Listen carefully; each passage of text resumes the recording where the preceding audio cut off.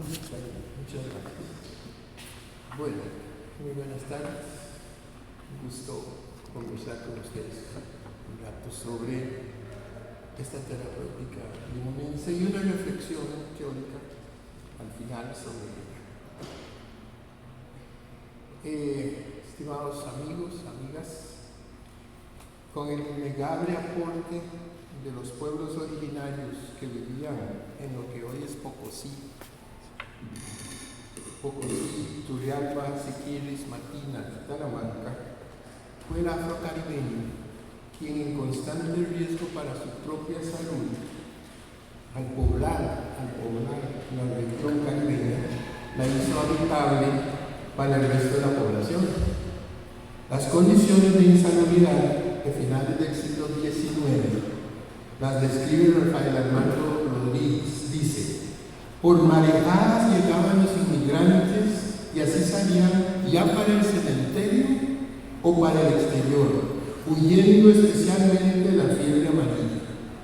Aún los negritos, que son de una raza resistente, vivían igualmente con el credo en la boca, esperando de un momento a otro contra la terrible enfermedad de la fiebre amarilla. Los afrocaribeños pudieron sobrevivir y desarrollar a toda la provincia caribeña con escasa o nula presencia de la medicina alopática, gracias al cúmulo de conocimientos relacionados con la salud y que han sido validadas por las prácticas realizadas en las mismas comunidades. A mí me ha llamado la atención mucho cuando oigo decir que, bueno, eso no se ha probado científicamente. Si usted tiene una práctica y tiene 100 años y durante los 100 años ha funcionado, ¿cuál es la práctica científica adicional que ocupa? Ese conjunto está formado por los conocimientos ancestrales, las prácticas comunitarias, los enfoques, terapias espirituales, técnicas terapéuticas naturopáticas y creencias sanitarias diversas de la población. Su estrategia terapéutica permitió la sobrevivencia de la mayoría del grupo, y esta puede resumirse en 3 elementos: la terapia de ingesta, porque entra por la boca; la terapia del robe y emplastos nasales; y la terapia espiritual. La terapia de ingesta era el pan nuestro de cada día. Las señoras tenían un remedio esperando para ser administrado para las más diversas dolencias. Casi no había entre los afrocaribeños signos de desnutrición, ni niños con ataques de lombrices, como era usuario en aquellos tiempos. En ese esquema, las plantas medicinales ocupan un lugar central. En la mayoría de los hogares se utilizan aún remedios naturales para el tratamiento, prevención y curación de algunas enfermedades endémicas y epidémicas, e incluso de diálisis del cerebro. Hay en su acervo algunas plantas que se usan para tratar las gastralgias y otros trastornos estomacales. Por ejemplo, la canela se usa en caso de vómito, malestar estomacal, el jengibre, igualmente para vómitos, diarrea y gastralgias. Igualmente la manzanilla se usa en infusión para gastralgias, diarreas, espasmos y en el periodo menstrual. Y en esa misma dirección, la menta es un buen remedio complementario para también la gastralgia y los vómitos. Y como otro pequeño conjunto podemos citar, a manera de ejemplos, el limón para dolor de cabeza y oído, la menta en caso de gripe, ambos en infusión, el agua de coco, la pipa, cuando hay alguna infección urinaria, el aceite de coco en gotas y para el asma, al igual que el zacate limón, que ayuda con los gripes, el asma y la bronquitis, la cúrcuma longa, que nosotros en limón le llamamos de chai root, que se usa en la vía oral por cocción, especialmente para los tratamientos hepáticos, la anemia y los abscesos, y el worm meal, que es el azapote, en cocción o infusión para parásitos intestinales, el adecuado para problemas nerviosos por la vía oral, el limón para cefalea, gripe, dolor de oído, el zacate limón para gripe, resfriado y fiebre, ambos en infusión, y el rey de los remedios afrocaribeños, el jengibre, para diarrea, vómitos, laxalia, gripe, etc. Tos, afonía y muchas otras dolencias. Bueno, en segundo lugar está la terapia del Robin y de los emplastos. También se emplean técnicas de frotación o masaje, Robin y emplastos. El aceite de coco se usa en infección de pecho, si hay gripe. Entre las plantas comúnmente utilizadas podemos mencionar aquellas que actúan sobre la piel, como el cacao, para curar heridas. Se utiliza la raspa de la cáscara que se aplica sobre la piel limpia. En el caso del Leaf of Life, para tratar el dolor de cabeza, se maceran las hojas y se aplican sobre la frente.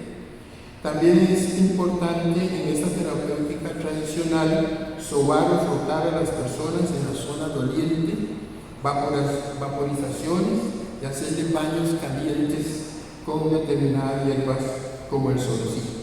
En caso de la piel seca y picazón, se humedece la piel con líquido de cocción y se le baña en ese líquido. Tercer punto de esta terapéutica es la terapia espiritual. La comunidad es de una gran convicción religiosa, impresionantemente tolerante y totalmente reconciliada con la diversidad.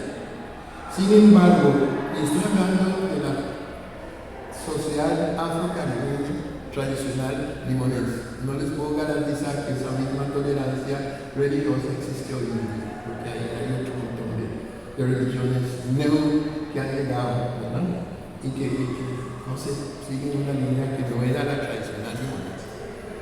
La comunidad decía que la comunidad es de una gran convicción religiosa, impresionantemente tolerante y totalmente reconciliada con la diversidad. Sin embargo, más allá de las denominaciones religiosas específicas, lo que realmente destaca es su espiritualidad. En esa visión del mundo, se concibe al ser humano como un ser espiritual que se manifiesta en tres planos existenciales, como son el alma o espíritu, el soul, la mente o el cuerpo físico, la mente y el cuerpo físico. En una narrativa contemporánea, diríamos que el ser es el núcleo intangible que es eterno, que sobrevive la muerte física. A nadie se le ocurre que la muerte es el final. En el día cuando la persona muere, esa noche, esos días, se llora, se pegan gritos y en la noche hay un setup, o sea, el velorio. Pero luego a los 9 días viene el night, que es cuando se despide al muerto, y eso es una fiesta, con dominó, con todo lo que ustedes quieran, porque se supone que el muerto empieza su trascendencia. Pero a nadie se le ocurre que después hay que hacer oraciones por el alma para ayudarlo, nada de eso existe. Se celebra la vida de la persona, se despide en paz. Se ora por él. Gran parte de su curación o dolencia crónica depende del espíritu. Se lee versículos bíblicos y algunos rezan ceremonias especiales para ayudarlo a recuperar la salud. En ese contexto se entiende por qué la alopatía estaría en mi familia. Hasta los 14 años nunca fui tratado por un médico alópata, salvo lo que haya podido ser una intervención en mi primera infancia por haber nacido en un hospital de San José.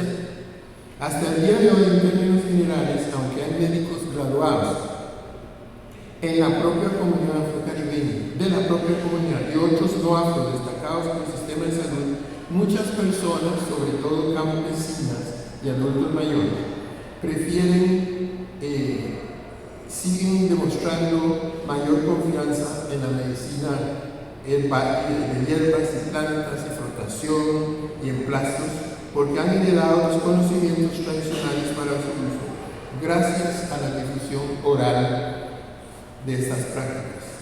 Y es que esta fuerza está fuera de toda duda, que muchos de sus conocimientos han probado su eficacia a través del tiempo. En mi hogar, mi abuelo, James Duncan, nos dijo que éramos de una familia principal de origen Ashanti. Por mi corta edad, de aquel entonces no le pregunté el significado del término, pero sí pude absorber sus enseñanzas, que luego sistematicé gracias a mis inclinaciones autodidactas. Y pude comprender que en efecto algunas de sus ideas eran totalmente consecuentes con la filosofía y cosmovisión de los Akan, cultura de la cual forma parte el pueblo Ashanti, y que eran la mayoría dominante, por lo menos culturalmente, en Jamaica, de donde procede la población afro-limonesa. A lo largo de la historia humana, diferentes pueblos han insistido en la existencia de una fuerza motora de la vida. Ki para los japoneses, Prana en la cultura de la India, Chi para los chinos, Rúa para la cultura hebrea, Neuma entre los griegos y más modernamente fuerza o energía vital europea. Esa convicción trasciende el tiempo y las culturas y constituye la base de varias terapias modernas de orientación holística, tales como la homeopatía, la acupuntura, para mencionar dos. En la cultura canica, Shanti, esta idea tiene que ver con el crack o chispa divina, el Sun Tzu, que es el alma individual o social, y luego el Kranin, sea el ser humano de carne y hueso. Esos son los componentes del ser humano, y descubrí que aunque es bien probable que los terapeutas de las comunidades de Limón, generalmente señoras mayores, no tuvieron idea de la procedencia de su filosofía de salud, y habían sin duda perdido los nombres, toda la terminología, seguían fieles a esa concepción de mundo.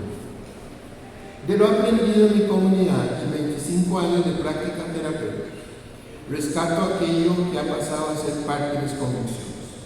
Lo más importante es la idea de que todos somos partes de una realidad trascendente, chispas y expresiones de una conciencia universal, y que la comunidad ancestral está compuesta de individuos que son actualmente actantes ancestrales, actuales vivientes y actantes futuros, es decir, los que han de venir, y por tanto todos nuestros actos tienen una trascendencia en el tiempo y lo debemos confrontar. Será fácil para el oyente de esa ponencia percibir que de plano mi propuesta terapéutica considera a la persona humana en su totalidad y por tanto rechaza a cortes la concepción propia de lo que yo llamo la superstición científica de nuestra era, que trata de explicar la vida a partir de la combinación aleatoria de factores. Lo más simpático de esta teoría científica es que la ciencia positivista no admite como válida sino aquello que puede probar, y hasta el momento no ha podido probar que algo es una verdad. Sin embargo, en algunos ámbitos sigue siendo la hipótesis aceptable. Consideramos que esa visión reduccionista es tan negativa para el desarrollo humano como aquellas posturas mágicas que niegan que los cuerpos evolucionen y mantienen teorías creacionistas a contrapelo de la evidencia. Su visión no supera los límites de una concepción mágica del mundo. El ser humano como estructura y funcionalmente es estructural y funcionalmente complejo. Opera en esos tres niveles de ser, un ser intangible de carácter espiritual que se expresa en el universo material por medio de una mente y un cuerpo físico. La gente dice que hay que salvar al alma, ¿no? No hay que salvar al alma, uno es un alma. Uno es un alma que se expresa en un cuerpo. No es al revés, no es que un cuerpo tiene un alma o tiene un espíritu, no, uno es un espíritu y se expresa a través de la mente y el cuerpo físico. Para efectos de esta terapia se toma en cuenta en primer lugar aquellas facultades cognitivas y comunicativas propias del espíritu humano y que para efectos de esta terapéutica llamaremos bandas o programas. La primera es la banda ética, que se expresa como un conjunto de normas y limitaciones que el ser se impone a sí mismo, no es moral, es aquella convicción interna: esto es mi límite, aquí es donde yo llego, y esto es lo que tengo que hacer porque lo tengo que hacer. No debe confundirse con la moralidad que varía de un grupo religioso a otro. ¿Sí? ¿Cuál es la moral? Depende de qué religión o cuáles son su sociedad, así cambia la cuestión moral. La segunda es la banda intuitiva, que permite una percepción espontánea de la realidad, y la tercera es la banda estética, el asiento del juego, el arte y la imaginación creativa. Realmente yo tengo la convicción de que la estética es la fuerza más poderosa del universo. Sí. Que los artistas logran o no plasmarlo en toda su fuerza es otra cosa, pero es muy poderoso.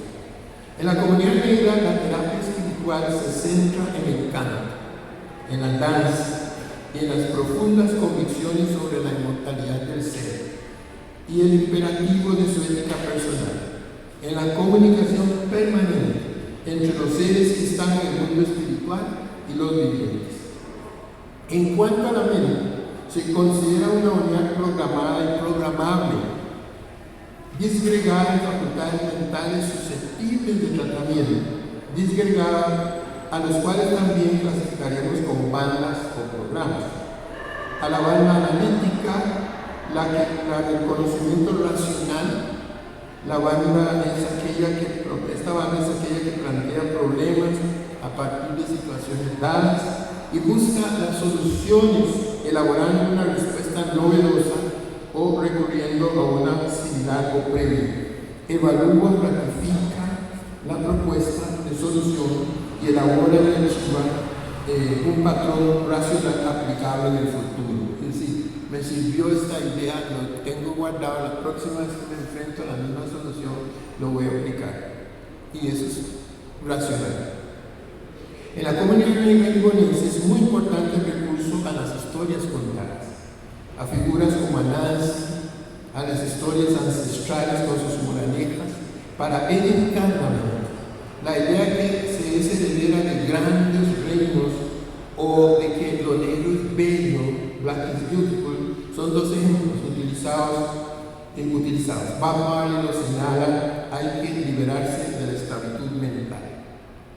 Otra dimensión de la mente es la banda reactiva, un mecanismo de estímulo-respuesta que funciona bajo la ley binaria de placer y dolor, estableciendo mecanismos de estímulo-respuesta que le permiten poner al organismo fuera del peligro con gran rapidez. En la comunidad limonense se considera importante la resiliencia. Alejarse del peligro es una consigna importante. Es decir, por ejemplo, para el afro-limonense tradicional es inconcebible construir su casa a la par de un guindo que termina en un río. Si ya 2 veces, algo así, yo decía en uno de estos días, hace 40 años vivimos aquí y hace 40 años la mismo provecho. Ningún afrodescendiente, por lo menos afrocaribeño, se le hubiera ocurrido quedarse 40 años ahí sufriendo lo mismo. Ahí el sentido de la resiliencia. Yo tengo que sobrevivir, me voy de aquí. Me voy de aquí simplemente. Uno no vuelve a levantar su casa donde la hiena se lo tumbó. Uno es un tonto si lo hace. If they beat you there and you go back there again, they're going to beat you again. If you spit up in the air, you're a damn fool because you already know that it will fall all over you. Y si te dan una paliza en ese lugar, igual pues te dan otra paliza de nuevo. Y si escupes al aire, sos bien baboso porque sabes que escupas y te va a caer en la cabeza. La resiliencia se logra con un adecuado manejo de la ecuación acción-reacción para no matar, es la importancia, para no reprimir, para no deprimir, reír. Y finalmente está la banda emotiva. Esta banda procesa y agrupa los datos que recibe con base en 2 únicos criterios de evaluación: el dolor y el placer. El placer indica que la meta de sobrevivir se está cumpliendo. El dolor es una señal de alerta para alejarse del peligro que puede comprometer la existencia del organismo. Es un tipo especializado de energía mental cuya función es preparar al organismo que conformidad con las computaciones mentales para generar el esfuerzo necesario para dar una respuesta adecuada a cada situación o circunstancia con el propósito de potenciar la sobrevivencia del organismo con el máximo nivel de bienestar y con el mínimo nivel de sufrimiento. Un amigo mío estaba en un potrero el fin de semana con su familia, un señor viejo, pero era, ¿qué? 50 y pico. Un hombre sedentario, ¿verdad? Profesor universitario, con su familia. Y se les viene encima un toro bravo. Ese hombre se levantó, brincó la cerca, cayó al otro lado. Después vino el remordimiento porque dejó su familia atrás, ¿verdad? Con los toros en el potrero. Pero el otro problema era cómo había hecho para brincar la cerca. Dice, es imposible, yo no pude haber hecho eso. Lo que la gente llama la adrenalina, ¿verdad? La banda emotiva prepara a la persona y dice, en esta circunstancia haga esto, ¿verdad? Y lo hizo. Ahí no entró la mente racional, porque racionalmente no lo hubiera hecho. También se asienta en la banda reactiva los sentimientos que son estados de ánimo no racionales, de atracción de pulsión hacia un fenómeno y hechos, y se presentan como consideraciones dispersas que no imperan a la acción. En estos 25 años de experiencia terapéutica, hemos descubierto cuánta sabiduría contiene aquel versículo de Proverbios que dice: gran remedio es el corazón alegre, pero el ánimo decaído seca los huesos. En efecto, durante estos 25 años hemos observado que el estado de ánimo o tono emocional guarda una relación directa con la persona tratada. He venido investigando y sistematizando esto, recurriendo a la observación y tomando en cuenta 4 fuentes. En primer lugar, desde luego, la herencia de la terapéutica tradicional limonense, con sus cantos, sus danzas, su risa. En segundo lugar, la filosofía homeopática. En tercer lugar, la terapia floral de Bach. Y en cuarto lugar, la concepción de la mente a partir del amor. Desde el proceso de sistematización se lanza la hipótesis de que la enfermedad y la salud están asociadas al estado de ánimo o tono emocional de la persona, y que no hay curación estable si no se atiende la banda emotiva. Para mí ese es el principal fracaso de la terapéutica alopática, porque te dan el medicamento y a ver lo que hace, y se te quita la enfermedad y al rato otra vez estás en lo mismo o en algo peor. Esta banda nos da pistas por medio del estado de ánimo o tono emotivo que nos hace de inmediato prefigurar la estrategia. Una tristeza profunda y discapacitante, por ejemplo, ocupa para su dolor crónico un abordaje diferente del que acompaña su dolor crónico con una ira crónica. La persona está enferma, está furiosa, no es el mismo abordaje terapéutico que alguien que está enfermo, que está así, me voy a morir. En resumen, se sostiene como hipótesis que toda enfermedad psicosomática corresponde en la banda emotiva a un tono o emotivo crónico en el cual la persona está atorada, siendo cada tono identificable por medio de un conjunto de síntomas típicas agrupables en situaciones emotivas especiales. Mucha gente decía, pero ¿cómo puede ser que la gente negra se ríe tanto? Con tanto sufrimiento, con el periodo de esclavitud y con toda la explotación, y siguen riéndose y danzando. Terapia. No es lo mismo tratar una enfermedad crónica de un paciente optimista que un paciente que está en apatía. Amigos, al determinar el tono emotivo circunstancial o crónica de una persona, es posible tratar sus dolencias aun cuando la enfermedad no haya manifestado todavía un conjunto suficiente de síntomas, o cuando los que manifiestan son comunes a 2 o más dolencias. La determinación del tono emotivo es pues una vía muy directa y segura para comprender el estado del enfermo y por esa vía proponer la restauración o mantenimiento de su salud. Y en mi experiencia no se logra mucho, no se logra sacar a la persona de su tono emocional negativo. Si no se logra, la enfermedad va a perpetuarse o en todo caso reincidir. El tercer nivel corresponde al cuerpo físico. Es la programación orgánica que opera de acuerdo con su línea genética y de conformidad con la programación heredada de la línea familiar de Atesis, condicionado por procesos de adaptación, grupo fenotípico, la estructura y funciones corporales, biotipo, y por sus percepciones sensoriales. Y para ese nivel están los masajes, los brebajes y los emplastos. A resulta de todo lo anterior, la energía vital se comporta en cada persona de manera particular, por lo cual los seres humanos, entendidos como unidades específicos de espíritu, mente y cuerpo, son únicos e irrepetibles en el tiempo, en lo específico. Esa forma general de actuar y reaccionar de la persona al relacionarse con su entorno constituye su personalidad básica. Es el producto combinado de ser, su mente y su experiencia como expresión de una línea genética. No obstante, esa unicidad se han identificado rasgos comunes de algunos individuos y diferenciados de otros, tales como marcadores fenotípicos y hereditarios, que también se señalan diferencias y similitudes. Estimadas personas, amigas, el ser humano lucha por la supervivencia óptima, que implica sobre todo una salud plena, que es el resultado del equilibrio interno del ser en relación con la mente en sus diversos componentes, el adecuado funcionamiento de sus facultades y funciones, programación orgánica en relación con el entorno social y natural.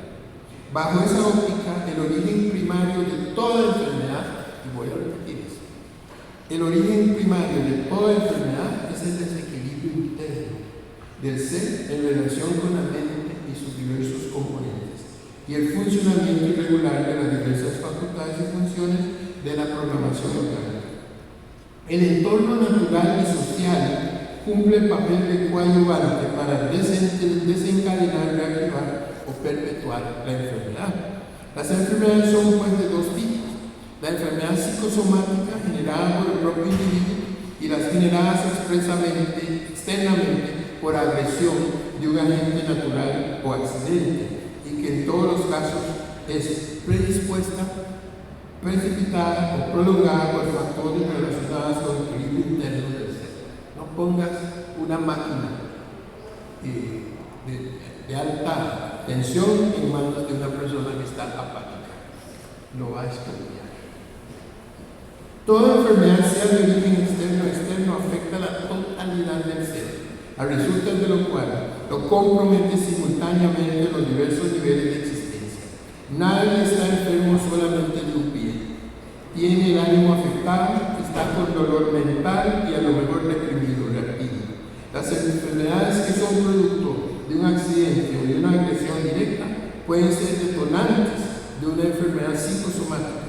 Las enfermedades psicosomáticas pueden predisponer al ser humano a accidentes y dolencias en eventos únicos y recurrentes.